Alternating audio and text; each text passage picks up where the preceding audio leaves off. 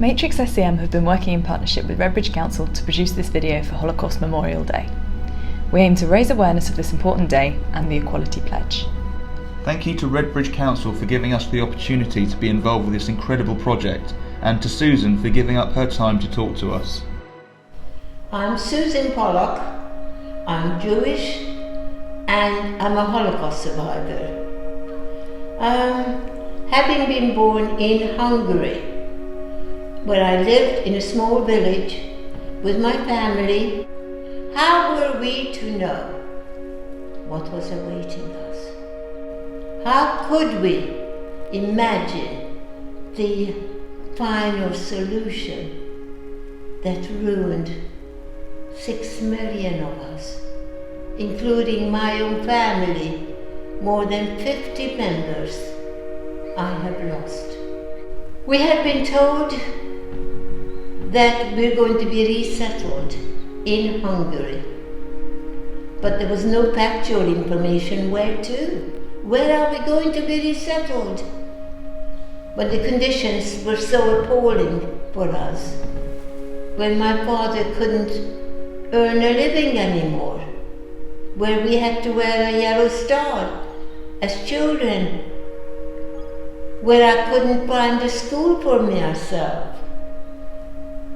after having finished the primary school in that little village called Ilford. After 1939, we realized we had been doomed. Hungary joined the Axis alliance, the Nazis, and there was no escape anymore, anywhere. And looking back, I realized we were trapped. We were trapped. It was a terrible war to fight for the Allied forces. And by the time they reached us, most of us were murdered. 2/3 of the Jewish population in Europe were murdered, including my mom, in Auschwitz. How did that happen? We clung with any morsel of promise. We believed it. We had to. Otherwise, how could we continue living? We were told we're going to be resettled.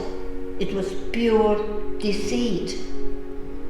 And when they finally, in 1944, I think it was, or late 1943, we had been told, the fathers of the families, there were only about 16 Jewish families living in that village, the fathers should attend a meeting discussing this resettlement program. They didn't trust the local council anymore, but knowledge is so important. So they went. And then the rest of the family had been caught, and I had seen my father being brutally beaten up together with all the other men and herded on to awaited glory. I hadn't seen him since. We weren't allowed to use the public transport anymore. So we sent a local lady, Christian lady, to take a basket of food to him. She came back and she said, just as well you didn't see your father, your husband, because they were unrecognizable. The following day, it was our turn. So we baked, we cooked all night, and we were taken away with the Hungarian gendarmerie, at first to a ghetto, and then to a large internment camp, slept outdoors. I'm carrying a Singer sewing machine, believing that we're going to be resettled. I was only a little girl. I thought, well, I'll be able to support them. Where were we taken to? Auschwitz. During the journey, most of the mothers with their many children died for lack of food, lack of water. Finally, when the doors opened up, we were hit with the aggression, intolerable aggression by the Nazis. We had no idea where we were. We were in Auschwitz, the extermination camp, where my mother was gassed, where I had been selected to live for a while, to do some slave labor, my hair shaven, clothes dropped, stark naked. I was given some clothes to wear and incarcerated in this big camp where no discussion was allowed, where we had been inspected daily. On one occasion, I was selected and I didn't care. The dehumanization started. I was selected for slave labor, and as the Allied forces were quick to rescue us, it was incredible that a human being would pick up my body showing a twitch of life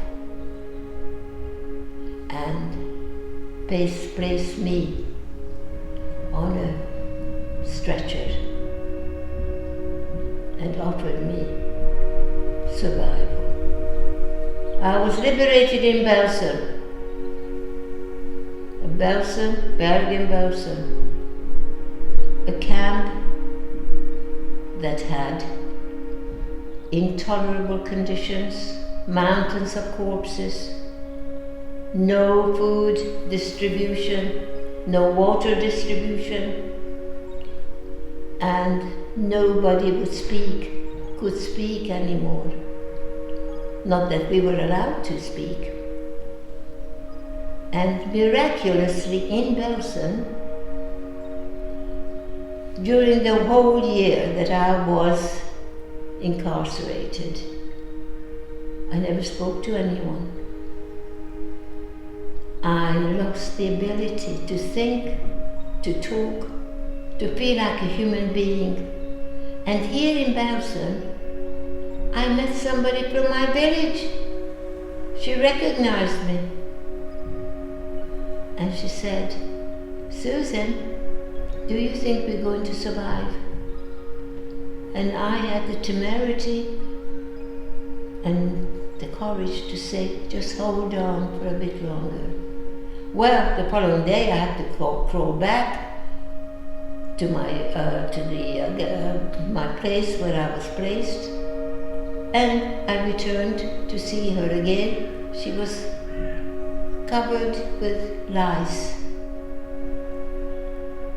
She was dead.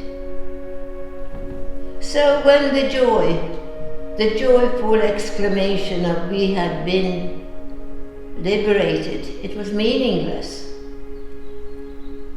I knew I lost my parents, my community. I'm a little girl. No education apart from primary school, no skills, no community. Who is going to look after me? And I'm sick. That's the Holocaust. The intolerable, inhuman, barbarian,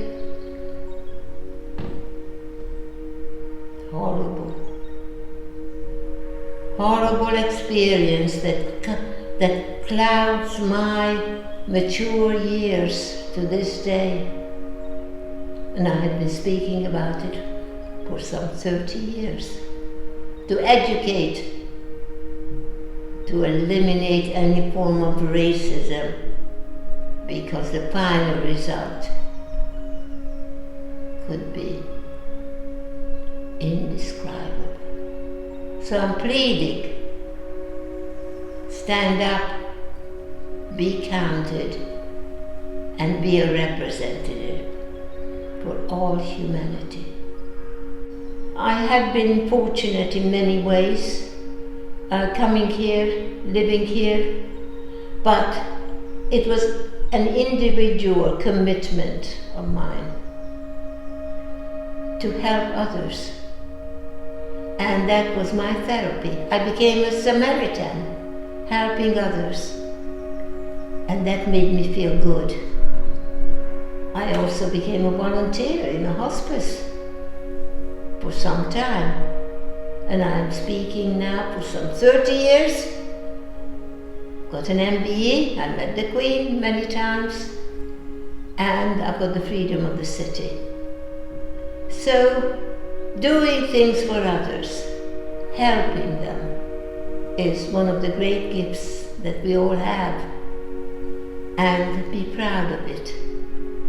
But we all need each other, and the unity of mankind and togetherness is very important, so that when we get older, we can look back and say, I've done this, and I'm so happy. I thank you very much for listening.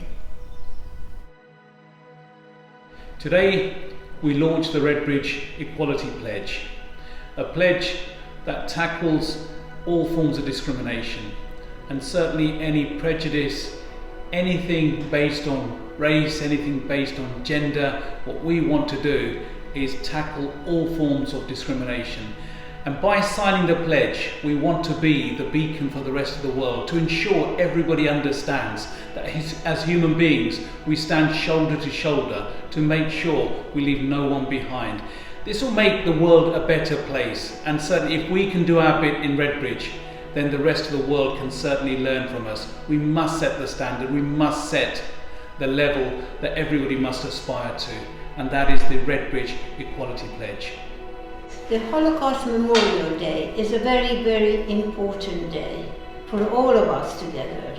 When we look back, we learn what has happened in the past, but we also make a commitment for the future.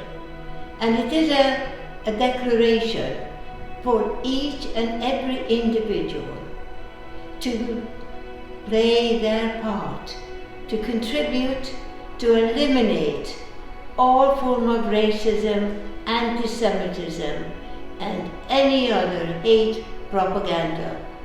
And remember, we are together so that the future will be bright for all of us.